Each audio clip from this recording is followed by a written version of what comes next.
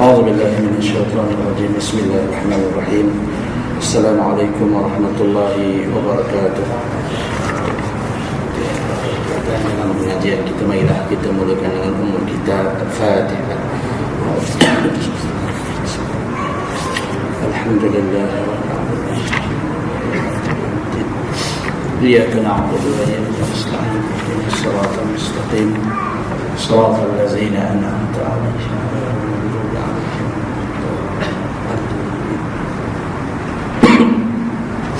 Alhamdulillahi Rabbil Alamin. Wassalatu wassalamu ala ashrafil mursalin Sayyidina Muhammad wa ala alihi wa sahbihi ajma'in. Subhanaka la ilma lana illa ma 'allamtana innaka antal alimul hakim. Wa la hawla wa la quwwata illa billahi al-'aliyyil 'azim. Rabbi shrah li sadri wa yassir li amri wahlul 'uqdatam min lisani yafqahu qawli. Allahumma yassir wa la tu'assir wa tammim bil khair. Rabbi zidna 'ilma warzuqna fahma. Wa ba'd. Hormati Tuan Imam, Pembina Masih anjurkan kuasa surah sidang jemaah muslimin muslimat yang dirahmati Allah sekalian. Alhamdulillah, malam ini dapat kita menyambung pengajian kita dalam kitab Aqidatul Najin fi Ilmi Usuluddin. Selesai kita dah baca sikit ke surat 303. Memang kita mula dari atas balik, kita ulang balik. Ke surat 303 kita membincangkan berkenaan dengan maksud daripada Muhammad Rasulullah. Apakah maksud seseorang itu mengucapkan kalimah syahadat La ilaha illallah Muhammadur Rasulullah? Apa maksud Muhammadur Rasulullah? Yang dah kita bincangkan sebelum ini, bila sebut Muhammadur Rasulullah, ada makna dan pengertian dia dalam makna syahadat berkenaan. Dan buku surat 303 atas sekali. Kita dah baca sikit pada bulan lepas, kita ulang balik. Dan telah menambah oleh musannif, yakni pengarang. Musannif ni mana? Penyusun. Kadang dipanggil musannif, kadang dipanggil muallif. Dan telah menambah oleh musannif di sini akan mengikut dengan diam mereka itu, yakni mereka itu makna nabi-nabi. Dan maknanya bahawa Rasulullah sallallahu alaihi wasallam apabila mengerjakan oleh seorang manusia akan suatu pekerjaan dan mengetahui ia akan dia dan diam ia daripadanya dan tiada ingkar ia atas yang mengerjakan dia, dan jikalau orang yang mengerjakan dia itu tiada mukallaf sekalipun, maka diambil dalil dengan diamnya itu atas bahawasanya tiada mengapa bagi kita bahawa kita kerjakan dia. Tapi jika adalah pekerjaan itu daripada jenis ibadah, maka iaitu matlub, yakni dituntut. Dan jika adalah pekerjaan itu tiada daripada jenis ibadah, maka iaitu harus. Misalnya seperti diam Nabi sallallahu alaihi wasallam terhadap perkataan Ibnu Umar apabila berkata di hadapan Nabi sallallahu alaihi wasallam, "Wahillat lana maitatan wa daman, as-samak wal jarad wal kabid wat tahal." Dihalalkan bagi kita dua bangkai, dua darah. Pertama ikan dan yang kedua belalang, dan kedua darah yang pertama itu hati dan yang kedua limpa. Baik, ini pengarang nak menjelaskan berkenaan dengan kedudukan Nabi SAW hasil daripada perkataan Muhammadur Rasulullah. Bila kita faham Muhammadur Rasulullah, makna wajib kita beriktikad Nabi SAW itu perkataannya, perbuatannya, termasuk diamnya menjadi ikutan kita. Ini dia nak bincang pasal diam, ataupun dalam istilah usul fiqh dipanggil takrir, makna pengakuan. Dalam bahasa moden kita panggil endorsement. Makna benda tu diluluskan oleh Rasulullah sallallahu alaihi wasallam tanpa Nabi bercakap, tanpa Nabi melakukan. Cukup sekadar orang buat depan Rasulullah, Nabi tak kata apa-apa, maka benda itu dalam hukum syarak jadi harus. Kalau benda itu dalam hukum ibadat, maka perkara itu maknanya dituntut untuk dilakukan. Ini kita dah bincang sebelum daripada ini, apa hukum diam. Kita dah sebut dalam sebelum ni hukum diam. Maknanya Nabi SAW diamnya Rasulullah adalah hukum syarak.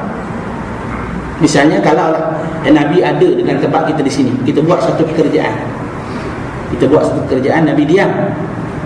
Contoh kerja apalah, Ya tak? Nabi tengok kita bekerja perbuatan itu, makna faham pada kita pekerjaan kita itu tidak dilarang oleh syarak. Kerana Rasulullah SAW diamnya itu adalah merupakan pengesahan atau pengakuan terhadap perbuatan orang tersebut.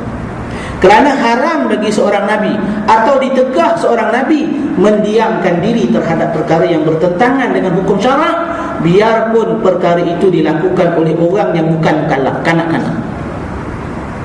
Sebab itu dalam hukum agama, diam selain daripada Nabi tidak jadi hukum. Diam seorang ustaz tidak jadi hukum syarak. Apatah lagi diam orang awam. Tapi kita zaman sekarang ni diam ustaz, mana hukum syarak juga. Anda kenapa anda buat benda ni? Saya buat depan ustaz-ustaz dah kata apa pun. Siapa ajar kita diam ustaz jadi hukum syarak? Lebih dahsyat lagi, kadang-kadang kita kata benda ni tak boleh ni, anda melapor kat sini haram ni. Tu ustaz, tok guru masuk juga. Padahal akidah menyatakan kepada kita yang menjadi hukum syarak ni bukan perbuatan ustaz, bukan perbuatan tok guru, hanya Rasulullah. Mana ustaz kalau dia diam benda mungkar, itu salah dia lah. Ya tak? Kerana kita tahu kita ni manusia biasa. Kadang ustaz ni dia tak cakap dulu. Pasal tak cakap, ustaz entah kenapa entah tak tegur. Ya tak? Nak tegur macam mana?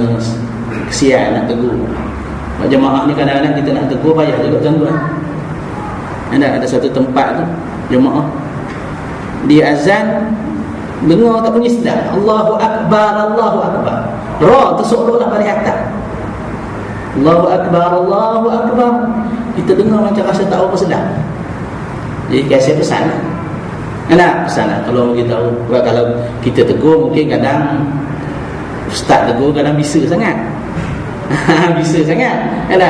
Kena pula sahabat ni azan. Azan sebelum zaman Jepun lagi azan dah.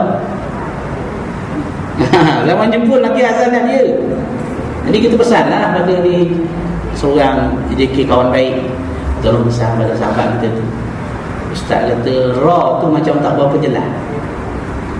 Ni bukan benda kecil tuan-tuan. Baris ra, Allahu Akbaru, Allahu Akbara, Allahu Akbaru, Allah Maha Besar, Allahu Akbar, Allah sedang membesar.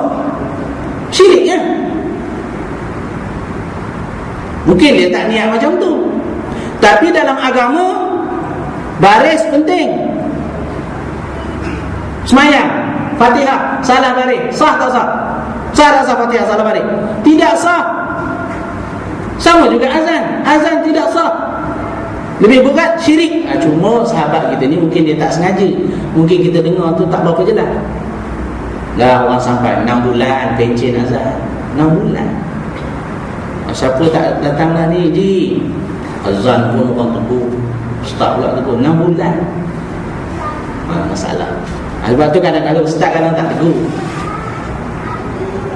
Masalah penyakit masyarakat kita. Baik, diam bukan menjadi satu hujah. Sebab tu dalam agama kaedah yang telah kita nyatakan sebelum ini, la yunsabu ila sakitil qaul.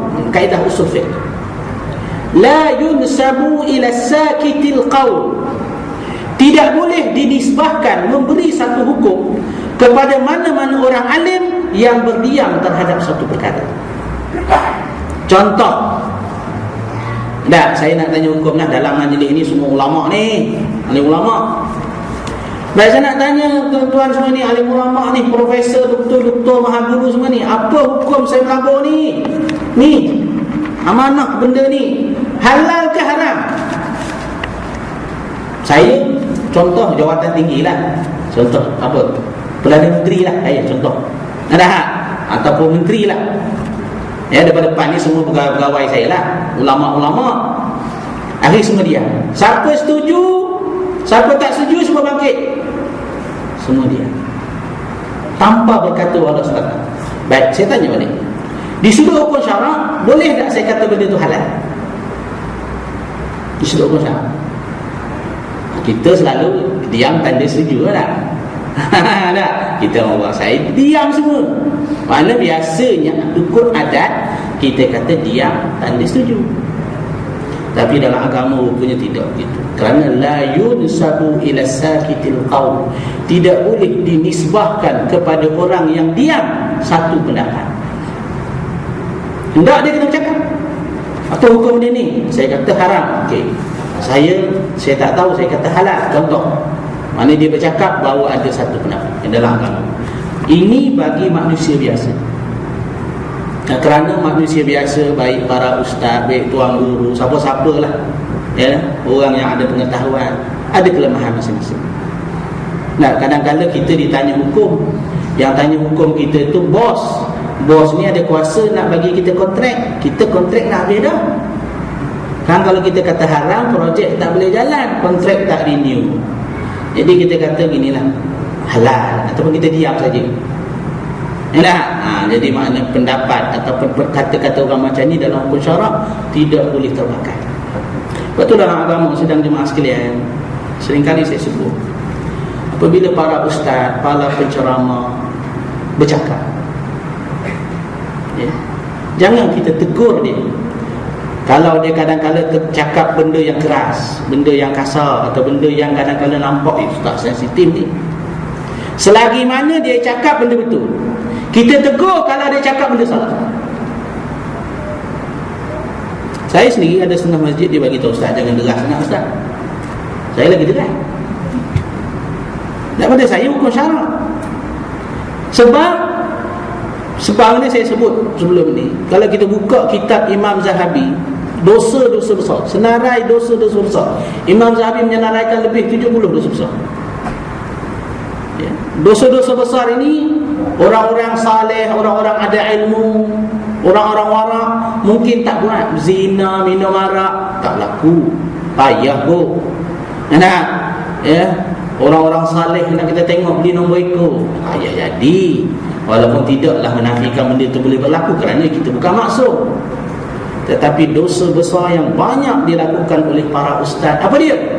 Kitmanul ilmi wassukutu anil haq, menyembunyikan ilmu dan berdiam diri daripada memperkatakan benda yang benar. Ini dosa banyak ditanggung oleh para ustaz. Sebab itu kalau ustaz bercakap benda betul, kita suruh slow, jangan tak pasal-pasal kita sama dapat dosa besar. Maknanya di akhirat akan ditanya oleh Allah Taala. Ini kita baca ayat dalam Quran, berapa kali Allah Taala ulang ke dosa-dosa ahli kitab. Innal ladzina yaktumuna ma anzalna minal bayyinati wal huda min ba'di ma bayyanahu lin-nasi fil kitab ulaika yal'anuhumullah wa yal'anuhumul la'in. Sesungguhnya orang yang menyembunyikan apa yang telah kami turunkan daripada Alkitab. Ayat ini merujuk kepada ulama-ulama Bani Israel yang menyembunyikan kebenaran yang terdapat dalam kitab Taurat dan Injil, menyembunyikan apa yang telah diturunkan oleh Allah dengan tidak menjelaskan kepada manusia. Pada mereka lah laknat Allah, laknat para malaikat, laknat sekalian manusia, dan laknat kepada sekalian makhluk yang boleh melaknat. Ulama tafsir kata, alim ulama yang khianat dilaknat oleh sekalian binatang yang melata dalam muka bumi. Banyak mana binatang. Lepas kita baca dalam hadis bab fadilah ilmu, kelebihan ahli ilmu, yastaghfiru lahu, akan dimohon keampunan oleh setiap ikan di laut dan burung di udara. Sebab itu kalau ahli ilmu yang khianat dilaknat oleh binatang. Allah. Jadi maknanya sebab itu kita kata diam bagi ahli ilmu ni adalah satu jenayah, dosa besar. Ya, jadi Rasulullah sallallahu alaihi wasallam tidak berdiam diri. Sebab itu kita baca dalam hadis, banyak hadis yang Nabi menegur para sahabat. Satu ketika Nabi pernah melihat seorang sahabat dia ambil wuduk dalam keadaan membasuh tumit tidak rata. Kita pun kadang-kadang berlaku. Tak, kita tengok orang ambil wuduk, kita tengok orang sembahyang tidak ada tamakninah. Setengah kita tegur, setengah tak tegur. Ya. Tapi Rasulullah kita tahu kalau Nabi tengok, Nabi tidak boleh diam. Kerana kalau Nabi tengok, Nabi diam, makna benda itu betul. Lalu Nabi sebut kepada lelaki tadi, wailun lil aqabi minan nar, celaka akan disambar api neraka tumit yang membasuh tidak rata. Kata Nabi. Kelah ucapan Nabi. Mana tegur? Nabi pernah melihat seorang lelaki sembahyang dalam keadaan tidak ada tamanina. Lalu Nabi panggil, mari sini. Ya, Nabi kata, salli fa innaka lam tusalli. Sembahyang balik kerana sesungguhnya engkau tidak sembahyang. Lalu lelaki ni sembahyang lagi. Lepas dia habis sembahyang, Nabi kata, sembahyang, sesungguhnya engkau tidak sembahyang. Hanya Nabi tegur perbuatan orang yang salah. Ya, sama ada, sebab tu Nabi ni dia tidak kira sama ada benda itu, ya. Kalau kita kata, kalau kita zaman kita ni, kadang kita tak nak tegur sebab takut terasa hati, ada takut jemaah ni macam-macam kemungkinan-kemungkinan yang berlaku dalam masyarakat. Termasuk kata pengarang, jika yang melakukan perkara itu yang tiada mukallaf, maknanya budak-budak pun Nabi tegur juga. Dalil, pernah satu ketika Nabi ketika mana dijamu dengan makanan, datang kanak-kanak datang. Budak-budak ni bila orang jamu dia datang. Tak. Tapi budak-budak datang ni dalam keadaan tidak ada adab. Dia tak kenal Rasulullah, tak Rasulullah. Ya, lalu dia ambil makanan dengan tangan kiri, terus masuk mulut dengan tidak menyebut bismillah. Dan budak ini pula budak, ya tak? Makanan banyak, dia ambil makanan yang sedap yang jauh daripada tangan dia. Maka apa kata Rasulullah dalam hadis ini? Ya ghulam, samillah wa kul bi yaminik wa mimma yalik, kata Rasulullah. Ini Nabi. Patut-patut kita biarlah budak-budak ustaz, kita tak? Ini budak-budak. Nabi tak. Berarti kita dah katakan sini, walaupun orang tidak mukallaf, maknanya tak berdosa lah budak ni. Tak berdosa. Ya? Dia tak hormat orang, dia tak berdosa. Budak-budak, bukan mukallaf. Tapi atas sifat seorang Nabi tidak boleh berdiam atas perkara yang berlaku depan dia. Sama ada dia lakukan oleh mukallaf atau bukan mukallaf, maka Nabi mengajar, mendidik budak tadi, wahai budak, kata Rasulullah, baca bismillah dulu. Sambil baca bismillah. Makan tangan kanan. Kita kadang jamuan tak tengok sahabat kita minum tangan kiri. AJK masjid, tegur tak tegur? Kita tegur tak? Tak tegur dah. Ni Nabi, budak-budak Nabi tegur. Ada AJK kira akhir balik, ada AJK tak akhir balik. Akhir balik tak ada. Nabi tegur, wahai budak, baca bismillah, makanlah dengan tangan kanan, dan makanlah makanan yang paling hampir dengan kamu. Ini menunjukkan kepada kita Rasulullah walaupun kanak-kanak, walaupun orang bukan mukallaf, Nabi tegur, kerana dia sifatnya sebagai seorang Rasul, tidak boleh berdiam. Sama keadaan dalam hadis. Sebab itu kita lihat banyak juga hadis yang diriwayatkan oleh sahabat-sahabat yang pada masa itu kanak-kanak. Antaranya ialah Abdullah ibn Abbas, antaranya ialah Anas bin Malik. Di kanak-kanak, anak Anas ni Nabi bela dia sejak kecil. Antaranya ialah Samurah. Ini sahabat-sahabat yang membesar zaman kanak-kanaknya dengan Rasulullah. Jadi mereka ini dapat bimbingan secara langsung daripada Rasulullah sallallahu alaihi wasallam. Macam hadis kita, yang hadis yang terkenal, ya, ya ghulam ihfazillah yahfazka. Ada yang dalam hadis 40, wahai budak, jagalah Allah, jagalah batas-batas Allah, pasti Allah akan menjaga kamu. Padahal ikut budak-budak ni apa nak Nabi nak pesan? Ya tak? Tapi kerana sifat seorang Rasulullah, seorang Rasul, dia memberi nasihat, ya, panduan, dan tidak berdiam atas perkara yang berlaku di hadapannya. Jadi kata pengarang, kalau perkara itu jenis pekerjaan biasa, maka harus kerjaan, benda-benda biasa, mana benda itu boleh buat. Kalau perkara itu jenis ibadat, semayang, mana benda itu disuruh. Mana ibadah semayang itu sesuatu yang disuruh oleh sahabat. Sebab itu perlakuan sahabat radhiyallahu anhum ni menjadi hujah kepada kita. Menjadi hujah. Pasal menjadi hujah kerana sahabat ini dia melihat perlakuan Nabi sallallahu alaihi wasallam. Dia melihat apa yang dilakukan oleh Nabi. Yang macam contoh, satu bab berkenaan dengan imam mengangkat tangan waktu berdoa semasa khutbah. Masa khutbah kan imam baca doa, Allahumma ighfirlil muslimina wal muslimat wal mu'minina wal mu'minat. Pada masa itu imam baca doa. Biasanya membaca doa ni kita faham baca doa angkat tangan. Tapi bagaimana hukum membaca doa ketika mana khutbah Jumaat? Adakah imam turut mengangkat tangan? Tak? Macam kita makmum tak ada masalah. Kita dengar doa tu, mana kita berdoa lah. Baik. Di sini ada satu hadis berkenaan dengan seorang sahabat Nabi. Apabila seorang selepas daripada zaman Rasulullah, zaman Umayyah tak silap saya, jadi menjadi imam, dia berdoa dan dia mengangkat tangan. Maka sahabat Nabi tegur perkara, kerana dia kata, aku tidak pernah melihat Nabi SAW di atas mimbar sewaktu khutbah Jumaat mengangkat tangan ketika berdoa. Ini makna itu perbuatan sahabat. Sahabat buat sebab apa? Dia tengok perbuatan Rasulullah SAW. Jadi ini yang berlaku. Baik. Kemudian dalam hadis ini, di antara contoh takrir yang diberi kepada kita ialah kata-kata Ibnu Umar. Ibnu Umar ni ialah Abdullah Ibnu Umar, seorang sahabat Rasulullah SAW yang banyak meriwayatkan hadis.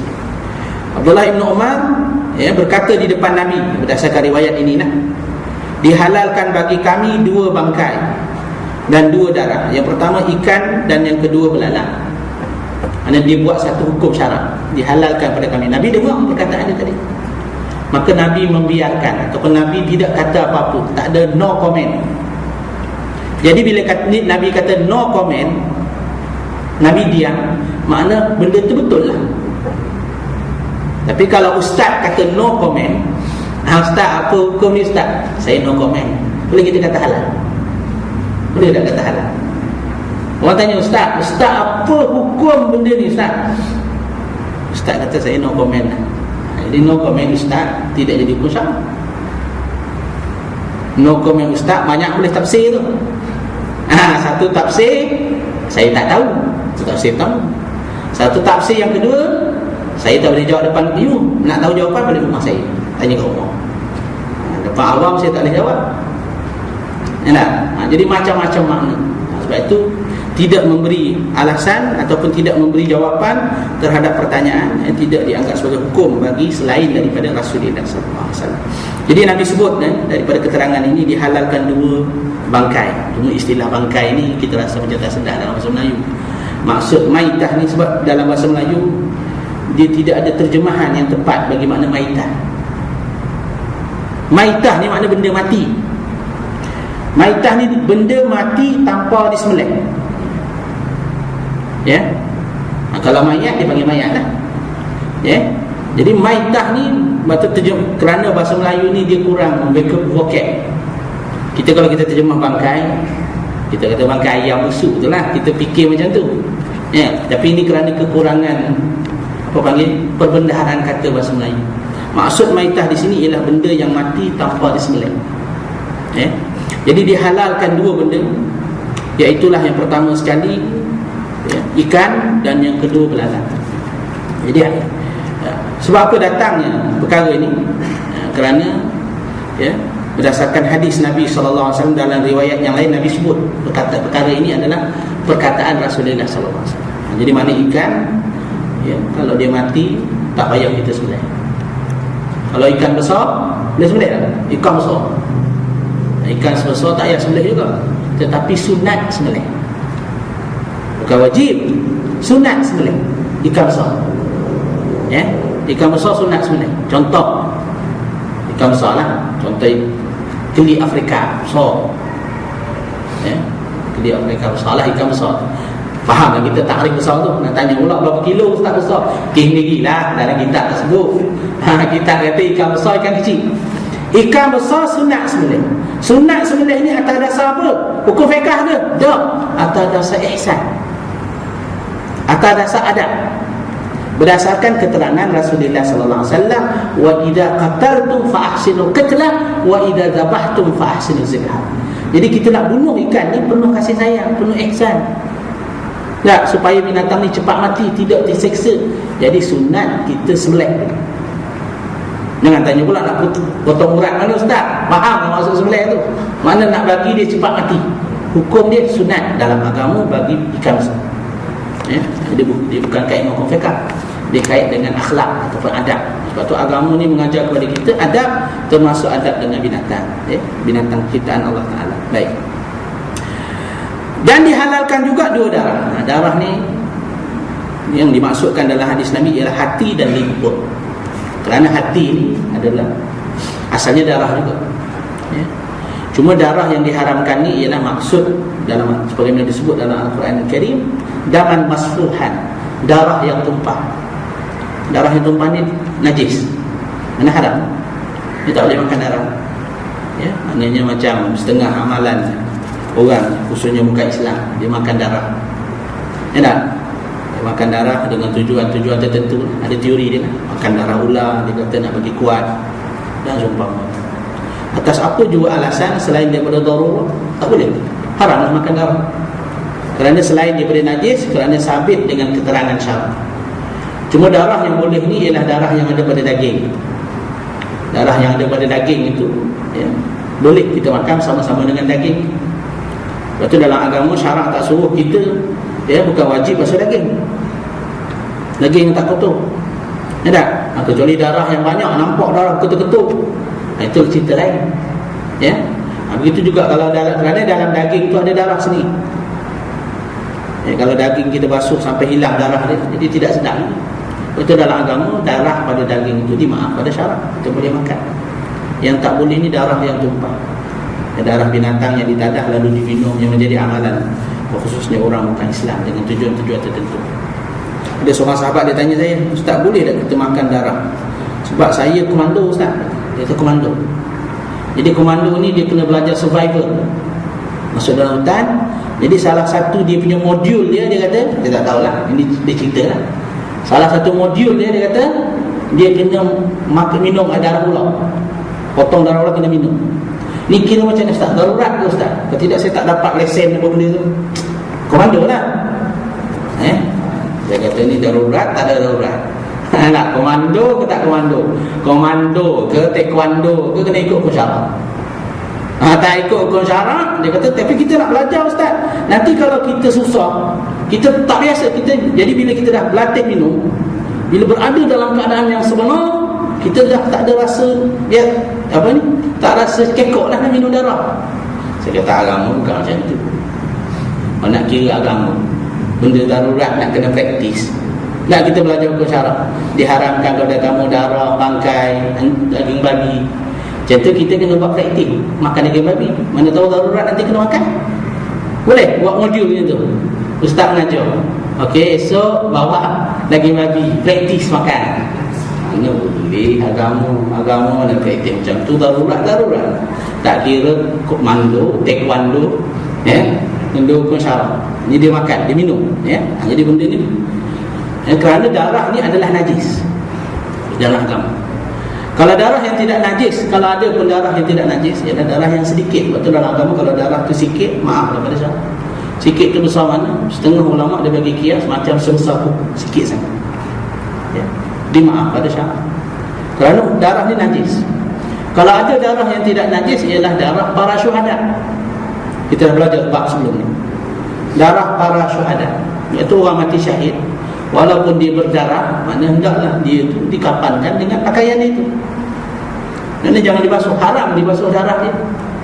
Kerana dia akan berbangga di hari akhirat, di padang mahsyar, dengan darah yang tumpah. Darah yang tumpah itu adalah umpama wangi-wangian, ya, bangkit di hari akhirat di padang mahsyar. Itu haram dimandikan, haram dikapankan, ya, selain daripada baju dia itu sendiri, kecuali baju dia itu koyak dan seumpama. Itu darah. Tapi kalau darah orang mati syahid kena kita, najis, itu kena faham. Tak, kita kawan mati syahid, manalah tahu kita jihad di Syria. Nak jihad di Syria, mak kawan kena tembak. Jadi dia darah kena baju, darah dia tu najis pada kita, tidak najis pada badan dia, ya. Baik. Selain daripada itu, darah yang tidak najis ini juga ialah darah Rasulullah SAW. Darah Nabi tidak najis. Berdasarkan sabit keterangan peristiwa Nabi berbekam, bila seorang sahabat Nabi SAW dia tadah darah Nabi dan dia minum darah Nabi. Bila diminum darah Rasulullah SAW, orang mula takut. Bila Nabi tanya mana darah tadi, ya. Kemudian Nabi sebut tidak akan disambar api neraka dalam tubuh orang yang mengalir dalam tubuhnya darah Rasulullah. Ini hebat, darah dia tidak najis. Nabi Muhammad sallallahu alaihi wasallam, ya. Darah orang lain najis. Darah mayat najis lah, ya. Tetapi apabila kita menyempurnakan jenazah, dia berdarah lagi. Kita basuh sampai darah tu tak boleh berhenti. Itu sumbat kapas. Dia sumbat kapas, tiba-tiba lepas dah bungkus elok keluar darah lagi. Ni maaf pada syarak, tak payah kita basuh balik. Tak payah kita nak buka balikkan kapan, mandi balik. Itu menyusahkan dalam kapan. Benda ni hukum fiqh. Ya, sebab pernah berlaku tempat saya. Seorang sahabat meninggal. Ya, meninggal aksiden. Jadi orang aksiden ni kita tahu lah, ada kecederaan, luka. Jadi dikapankan, kapan eloklah kapan. Tapi mungkin kerana kapan tu kurang kemas, yang telah dilakukan oleh pihak hospital kurang kemas, maka keluarlah darah sikit. Jadi bila bawa nak semayang di rumah tu, ada pula ahli keluarga dia bising. Dia kata, kenapa ni mayat berdarah-darah ni?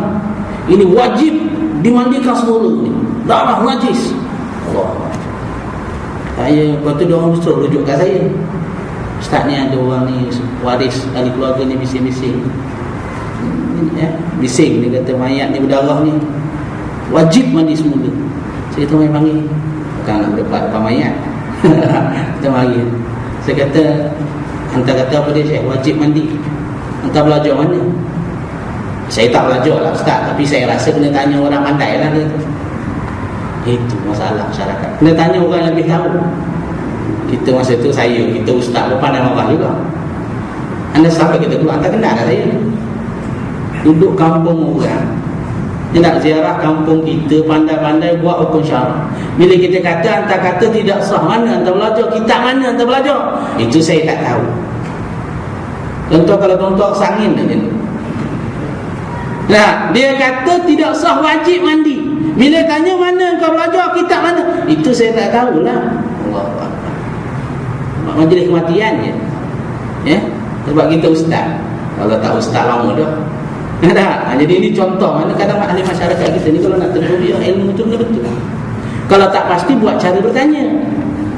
Ustaz, saya nak tanya Ustaz, Tuan Imam, saya nak tanya ni tak apa ke ni? Itu baru cara betul. Jangan kita pandai-pandai keluar hukum. Ini haram ni, haram. Allahu Akbar. Ya, bila tanya mengaji mana tak tahu. Ini masalah penyakit masyarakat. Ya.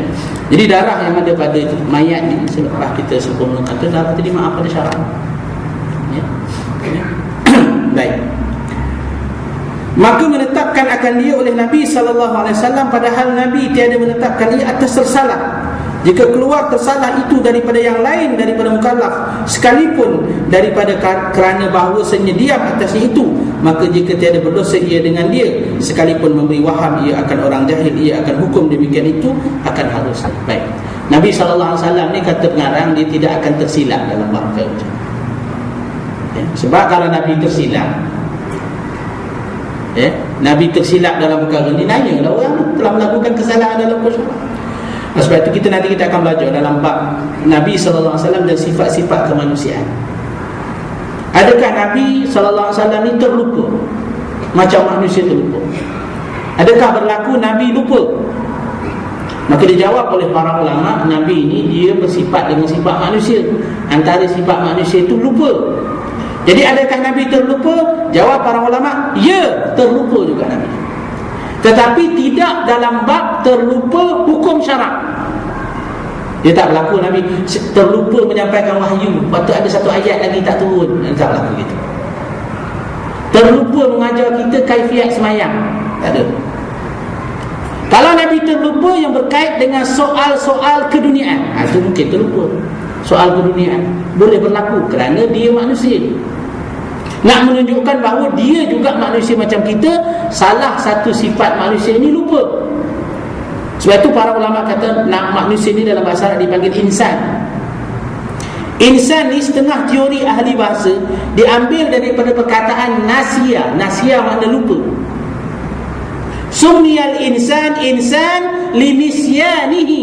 Manusia itu dinamakan insan kerana dia bersifat nisyan. Nisyan makna apa? Lupa. Kalau dia manusia, mesti ada satu penyakit, nama penyakit lupa. Habis Rasulullah ni lupa tak? Nabi juga lupa. Tapi lupa Rasulullah bukan dalam perkara yang berkaitan menyampaikan syarak, menyampaikan hukum, menyampaikan ayat Quran. Dan kalau perkara yang berkaitan dengan ibadat, Nabi berlaku lupa, nescaya akan ada diperingatkan oleh Jibril alaihissalam. Dan kelupaan Nabi sallallahu alaihi wasallam itu adalah untuk jadi hukum syarak. Ya, macam kita baca dalam hadis, Nabi terlupa sembahyang zuhur 4 rakaat, Nabi sembahyang 2 rakaat. Dalam hadis Zulyadain, lepas 2 rakaat tahiyat awal tu, Nabi pun Assalamualaikum warahmatullahi, Assalamualaikum warahmatullahi. Nabi sembahyang 2 rakaat. Kemudian bangkit seorang lelaki dia, ya Rasulullah, dia tanya, adakah tuan mengqasar sembahyang ataupun tuan lupa? Nampak? Nabi sembahyang 4 rakaat, Nabi sembahyang 2 rakaat.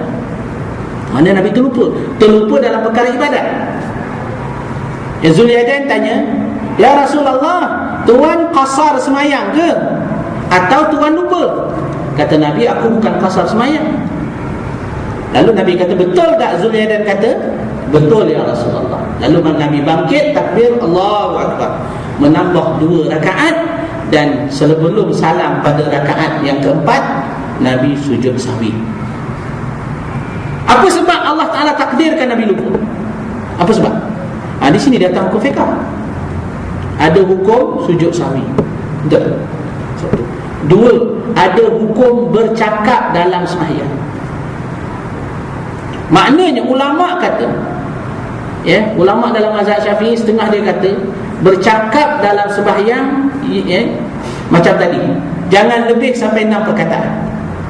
Macam Zulyadain tadi, dikira perkataan Zulyadain dengan Nabi, dialog Nabi tadi, ya, dikira tidak lebih 6 perkataan. Jadi maknanya, walau kerat, maknanya kalau kita ikut tadi, dah cakap lah tadi, tak patut kita bayar 4 kan, tapi tetap dia bayar 2. Jadi datanglah hukumnya ulama mengira, kalau bercakap tidak sengaja dalam sembahyang, jangan lebih 6 perkataan. Jangan lebih. Kalau sengaja tak sah, berapa 6 perkataan. Ada batal sembahyang. Sengaja. Ada batal sembahyang. Sengaja. Kalau tak sengaja, jangan lebih 6 perkataan. Kalau satu perkataan itu perkataan yang keji, walaupun tak sengaja, batal sembahyang. Contoh, kita sembahyang, ya, tiba-tiba lalu benda yang mengejutkan kita, celaka kita dalam sembahyang, batal sembahyang. Walaupun satu perkataan, kerana satu perkataan itu sangat keji pada syarak, tidak tergambar pada pemikiran kita orang yang sembahyang boleh mengeluarkan kata-kata sedemikian. Ini contoh. Maksud kelupaan Nabi tadi sengaja dirancang oleh Allah supaya ada hukum syarak.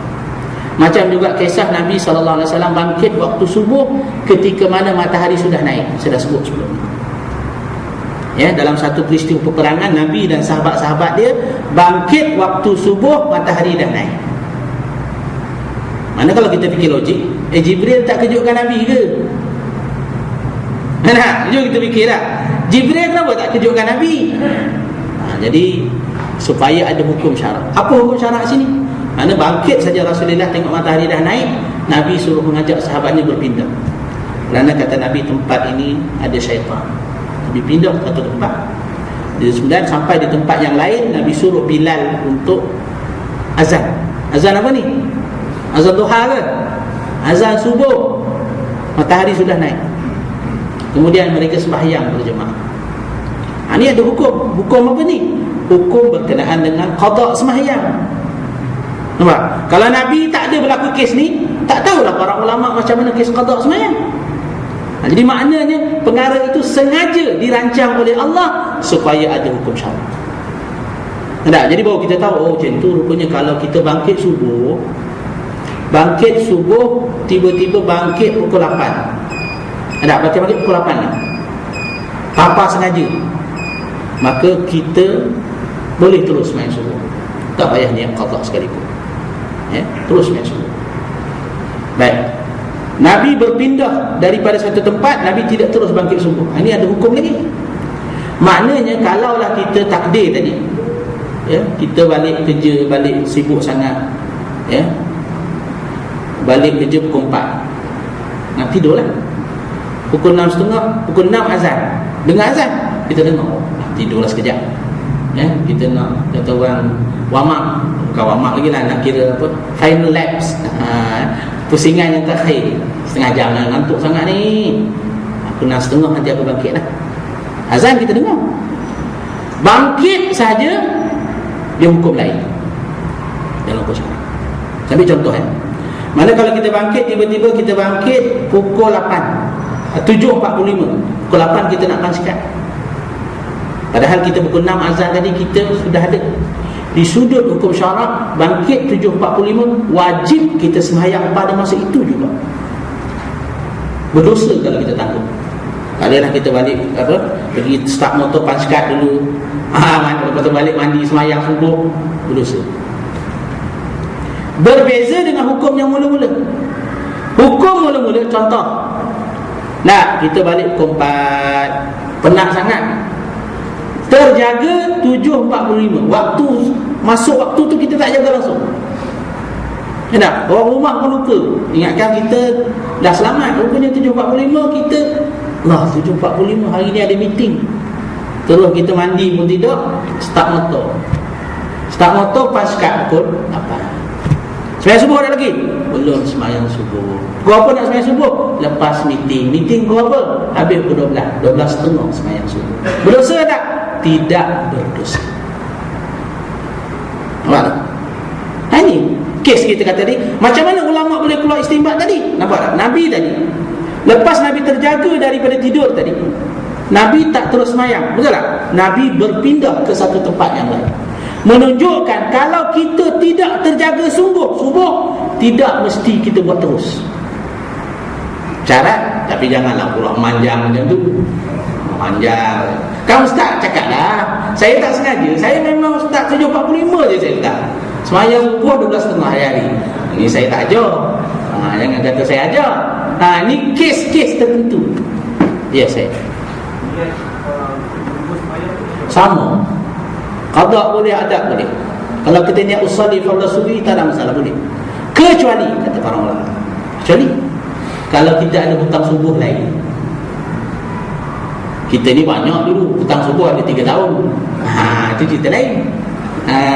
Ni orang yang tak ada niat qada ni, dia hutang tak ada, dalam akaun dia clear, tak ada subuh hutang. Tapi kalau kita ada hutang subuh 3 tahun, itu cerita lain. Itu kena niat, kata para ulama, nak membezakan di antara sembahyang itu ditunaikan pada waktu itu atau sembahyang pada tahun 2000 dulu yang kita hutang 3 tahun. Faham kan? Jadi kalau kita tak ada hutang, tak payah niat biasa usalli fardhu subuh. Tapi kalau ada hutang, elok jelaskan ni hutang tahun dulu ke ni hari ni punya. Okey. Saya selepas waktu fikir hutang, tetapi dia bukan sengaja. Dia bukan sengaja dalam kes tadi. Mana dia nak bayar pada hari itu juga. Tapi kalau dah hari esok dia hutang. Tapi ini sebenarnya di sudut teknikal sajalah. Niat qada ada contohnya ni hanya dalam perbahasan dalam mazhab Syafi'i. Macam mana pula dengan sembahyang lain? Kalau dia asar, kita tidur, masuk maghrib, sama. Niatnya asar juga. Sama. Niat sembahyang asar tak payah qada. Dengan syarat dia tidak ada hutang. Kalau dia ada hutang, dia kena niat bayar hutang. Sama ada sembahyang itu sembahyang yang ditinggalkan. Tapi kena faham betul, dia memang tidak terjaga sungguh, dan dia tidak merancang untuk itu. Jangan rancang lah, Nak asal buat 20 4 suku baru kita nak baring-baring. Jangan macam tu. Dan jangan dijadikan satu amalan kebiasaan. Ya. Baik, itu ijtihad atau pendapat para ulama. Macam mana benda ni boleh berlaku? Hasil daripada apa yang berlaku di zaman Rasulullah. Lepas tu kita katakan apa yang berlaku di zaman Nabi ini, perkara yang kita kata Nabi terlupa, perkara yang kita kata Nabi tersilap, perkara itu sengaja dirancang oleh Allah supaya ada hukum syarak. Itu indahnya Islam. Ya, baik. Boleh lagi sikit lagi ya. Dan katanya mustahil mereka itu mengerjakan segala pekerjaan yang ditegah, sekaliannya melengkapi bagi khianat yang disembunyi. Dan lazim daripada mustahil khianat, wajib amanah. Dan mustahil sembunyikan, wajib tabligh. Dan telah mensarihkan ia dahulu dengan wajib benar. Dan mustahil dusta atas mereka itu. Dan masuk akan harus bagi mereka itu di dalamnya, seperti kata musannif. Baik. Jadi kata pengarah tadi, Nabi ni diam. Nabi kalau perkara tu benda salah, Nabi takkan diam. Nabi akan tegur, Nabi akan cakap. Ya, kecuali kalau perkara itu bukan melibatkan perkara haram. Ini Nabi diam, berlaku. Misalnya dalam satu kes yang disebut dalam ayat surat Al-Ahzab, para sahabat Rasulullah SAW suka ziarah Nabi. Suka ziarah kita, rumah kedua, rumah pemimpin. Ini bukan sebarang pemimpin, rumah Rasulullah. Jadi sahabat ziarah rumah Rasulullah. Jadi beberapa orang sahabat ni rumah Rasulullah nak tunggu makan tengah hari. Nak rasalah makan rumah Nabi macam mana. Nak ambil peluang makan rumah Nabi. Bila sampai waktu tengah hari, makan tengah hari, makanlah rumah Rasulullah. Lepas makan tengah hari rumah Rasulullah, berborak pula, sembang rumah Rasulullah. Kita tahu, gambarkan kita rumah Nabi, gambaran rumah Rasulullah ni. Nak faham rumah Rasulullah ni, ya, yang Nabi biasa duduk, makam Rasulullah, bilik Aisyah. Yang setengah ahli ulama kata rumah Rasulullah ni muat untuk 4 orang. Orang kelima duduk luar. Rumah Nabi, Allahu Akbar. Rumah kita Jamban muat 10 orang. Nabi 5 orang. Allahu Akbar. Itu Rasulullah. Bukan makna kata salah buat rumah besar, tidak, nak cerita je lah. Baik. Jadi sahabat ni duduk rumah Rasulullah, makan tengah hari. Lepas makan tengah hari tak balik-balik, sembang pula. Padahal Nabi, dia seorang Nabi.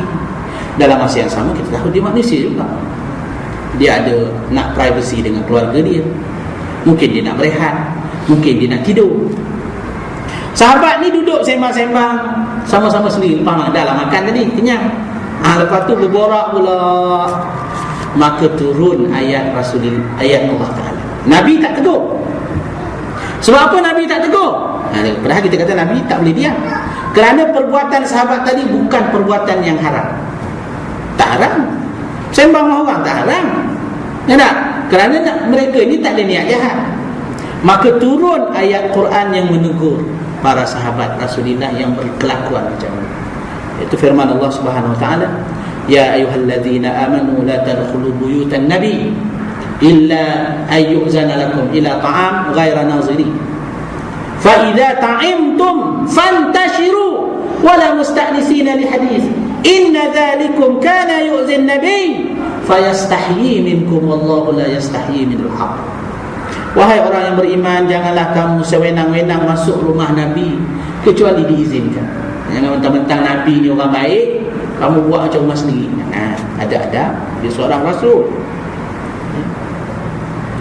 Dan janganlah pula pergi rumah Rasulullah tertunggu-tunggu makan. Ni walaupun ni kisah hadis pada Nabi, tapi jadi panduan kepada kita, ajak ziarah orang. Jangan pula pergi rumah Rasulullah nak menunggu-nunggu makan. Allah Ta'ala tegur. Kemudian kata Allah, bila kamu diberi makan, fantashiru, baliklah kamu. Wala musta'nisina li hadis, janganlah pula berborak-borak, kata Allah. Dah makan, baliklah. Kerana perbuatan itu, ya, menyakiti diri Rasulullah sallallahu alaihi wasallam, tetapi baginda malu untuk memperkatakannya, dan Allah tidak malu terhadap benda yang benar. Maknanya apa dia? Nabi tak bercakap, Nabi diam. Tapi diam Nabi ini bukan kerana maksiat. Sahabat bukan maksiat, betul tak? Jadi maknanya kalau Nabi berdiam terhadap perkara-perkara jenis macam ni, tidak bermaksud Nabi tidak menampaikan tanggungjawab. Ini bukan betul. Kerana diamnya Nabi tadi, kerana diam yang berkaitan dengan perkara-perkara yang bersifat peribadi. Kalau kita tak? Jadi kadang-kadang sebab tu ya, jenis macam ni kadang-kadang perlu orang lain tegur, orang lain nasihat. Nanti kalau pemimpin bercakap, ya, mungkin akan menimbulkan sakit hati ataupun kecil hati di kalangan orang lain. Baik. Sebab tu kata pengarang di sini, adalah mustahil Rasulullah atau Nabi itu umumnya ya, berdiam diri terhadap perkara tadi. Kerana dia kata ya, mustahil mengerjakan perkara yang ditegah. Kerana Nabi dia tidak akan berdiam terhadap perkara yang mungkar yang berlaku depan dia. Dalam masa yang sama, Nabi ini tidak akan sekali-kali melakukan perkara yang khianat. Takkan melakukan. Itu dalam agama, kalau ada perkara-perkara yang dilakukan oleh para Nabi yang nampak pelik pada kita, yang pada hukum syarak nampak seolah-olah perkara ini macam bertentangan dengan hukum syarak, maka ditakwilkan para ulama sebagai khususiat Rasulullah. Contoh, para ulama meletakkan antara khususiat Rasulullah ialah khulwah dengan ajnabiyah, duduk berdua-dua dengan perempuan ajnabi. Kan ada kes perempuan datang jumpa Rasulullah, nak minta kaunseling, minta nasihat, mengadu seumpamanya, berdua-dua dengan Nabi. Jadi ulama menyatakan bahawa khulwah Nabi dengan ajnabiyah, Nabi bersunyi-sunyian dengan perempuan asing, maknanya bukan isteri dia, adalah khususiat. Khususiat ni makna hukum itu hanya terpakai pada Nabi. Padahal dalam hadis Nabi sebut, janganlah seorang kamu berdua-dua dengan perempuan ajnabi, kerana yang ketiganya kata Nabi adalah syaitan. Habis Nabi buat Nabi jadi ulama kata khususiat Rasulullah. Memang Nabi. Nah, kita tak kira ya, serban besar, janggut panjang, jubah tak kira. Ya, kerana benda tu dia tidak mengenal title. Rasulullah lain. Rasulullah ni Allah Ta'ala pelihara dia, dia maksud. Ya. Dia kalau boleh ngajar agama tak boleh. Ya. Kalau ngajar agama dikecualikan, ya, banyaklah orang boleh excuse. Bila nak tangkap khalwat ni, apa dua-dua ni mengajar tajwid. Bolehlah. Mana boleh dalam agama. Waktu pelajar-pelajar tempat saya ni Darul Quran, pelajar menghafal Quran, kadang setengah tu guru dia memang ustaz. Nak belajar menghafal Quran ni kadang tak tentu masa. Dia banyak tertinggal ayat Quran, kadang nak jumpa ustaz, nak jumpa ustaz ni lepas asar, nak jumpa ustaz 5:30, lepas waktu pejabat jumpa gitu. Tak? Jumpa walaupun perempuan, maknanya mestilah menjaga adab-adab. Tak kira walaupun mengaji Quran. Kerana syaitan ni dia ya, mudah nak melakukan perkara-perkara yang bercanggah dengan syarak ya. Jadi mana kalau ada perbuatan Rasulullah SAW yang dilihat seolah-olah macam bercanggah dengan syarak, hendaklah dilihat ditafsir oleh para ulama sebagai khususiat. Macam Nabi dibolehkan memandang ajnabi, Nabi boleh berkhalwah dan seumpamanya, banyak perkara lain yang dalam agama itu. Kerana mustahil bagi Rasulullah SAW khianat. Lepas tu dalam agama Nabi sendiri tosahkan benda haram, makruh pun Nabi tak buat. Makruh pun Nabi tidak buat. Macam contoh dah, saya dah sebut sebelum ni, kencing berdiri. Kencing berdiri ya, ada hadis Nabi melarang kencing berdiri, hadis yang sahih. Tapi ada hadis pula yang diriwayatkan oleh Imam Tirmizi dan imam lain, Nabi sendiri berdiri. Tapi macam mana ni? Nabi tak bagi orang kencing berdiri, tapi Nabi sendiri kencing berdiri. Nampak? Jadi ulama menghukumkan kencing berdiri itu hukumnya makruh. Habis perbuatan Nabi makruh tak? Tidak dihukumkan makruh. Kerana perbuatan Nabi tadi nak sekadar nak menunjukkan contoh bahawa perbuatan kencing berdiri itu tidak haram. Kita buat makruh, Nabi buat tidak makruh. Itu satu jawapan para ulama. Jawapan yang kedua, Nabi kencing berdiri tadi kerana sebab. Satu hadis Nabi kencing berdiri menurut uraian para ulama hadis, pada masa itu Nabi sakit kaki, jadi dia tidak boleh lipat kaki dia, jadi dia kencing berdiri. Satu hadis Tirmizi, Nabi kencing berdiri itu ditafsir oleh para ulama, pada masa itu Nabi pergi di satu tempat yang ada kotoran, tempat itu ada kotor. Jadi para ulama kata kencing berdiri ini tidak jadi makruh jika sekiranya kita kencing satu tempat yang kalau kita kencing duduk menyebabkan terkena najis pada pakaian kita. Nampak? Itu kata jadi hukum syarak semua. Perbuatan Rasulullah SAW ini menjadi dalil atau keterangan dan panduan kepada kita. Dan seterusnya dijelaskan kepada kita dalam bahagian berikutnya, ialah berkenaan dengan perkara-perkara ataupun perbuatan Rasulullah SAW yang berkaitan dengan a'rad basyariyah ataupun sifat-sifat kemanusiaan. Wallahu a'lam.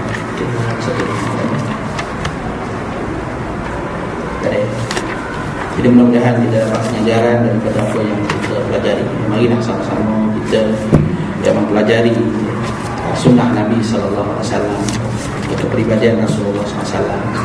Kerana apa yang kita pelajari daripada kepribadian Nabi menjadi panduan yang cukup berguna kepada kita, baik dalam hukum hakam maupun adab-adab kehidupan. Wallahu a'lam. Kita akhiri dengan tasbih kafarah. Subhanallah wa bihamdihi, asyhadu an la ilaha illa anta, astaghfiruka wa atubu ilaik. Bismillahirrahmanirrahim. Al-'asri innal insana lafi khusr illa allazina amanu wa 'amilus salihati wa tawassaw bil haqqi wa tawassaw bis sabr.